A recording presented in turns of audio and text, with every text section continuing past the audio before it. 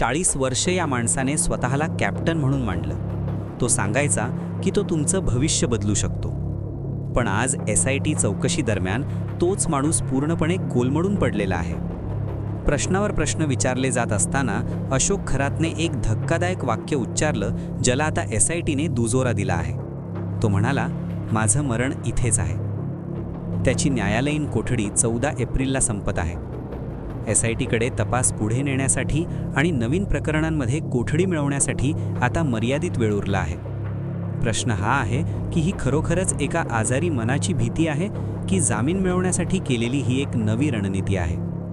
हे सगळं आज सुरू झालेलं नाही. 40 वर्षांपूर्वी अहिल्यानगरमध्ये एक 20 वर्षांचा तरुण होता, लक्ष्मण खरात. एका नातेवाईक महिलेला मूल होत नव्हतं. तेव्हा लक्ष्मणने तिला एका विधीच्या नावाखाली फसवून तिच्यावर पहिला अत्याचार केला. गावात जेव्हा हे प्रकरण उघडकीस आलं तेव्हा रात्रीच्या अंधारात लक्ष्मण पळून गेला. पुढची 15 वर्षे तो कुठे होता याची कोणतीही नोंद सापडत नाही.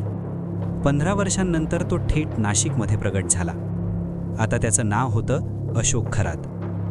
त्याने स्वतःभोवती एक नवी ओळख उभी केली, एक मर्चंट नेव्ही ऑफिसर जो आता आध्यात्मिक गुरु बनला होता. त्याने फक्त नाव बदललं नाही, तर श्रीमंत लोकांना जाळ्यात ओढण्यासाठी एक अत्यंत पद्धतशीर आध्यात्मिक आवरण तयार केलं.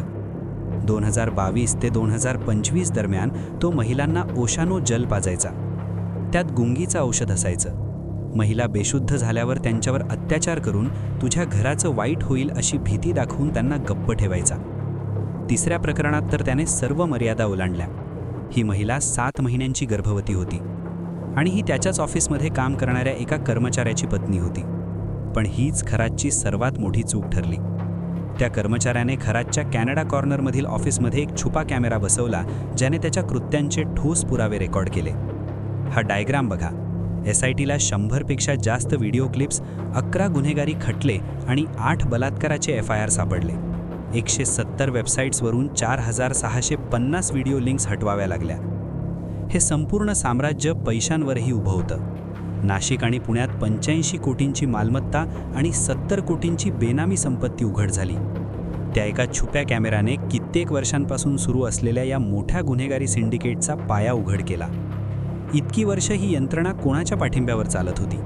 खरातला वाचवणारे राजकीय आणि संस्थात्मक पाठीराखे कोण आहेत, हा प्रश्न आता उपस्थित केला जात आहे. राज्य महिला आयोगाच्या अध्यक्षा रुपाली चाकणकर यांचा या प्रकरणाशी संबंध उघड झाल्यानंतर त्यांना राजीनामा द्यावा लागला. हे या प्रकरणातील राजकीय कनेक्शनचं पहिलं मोठं उदाहरण ठरलं. याशिवाय अजित पवारांच्या घराजवळ झालेल्या अघोरी पूजेच्या अफवा आणि खरातच्या आश्रमाशी असलेले संबंध यांचीही SIT सध्या सखोल चौकशी करत आहे. 14 एप्रिलची डेडलाईन जवळ येत आहे.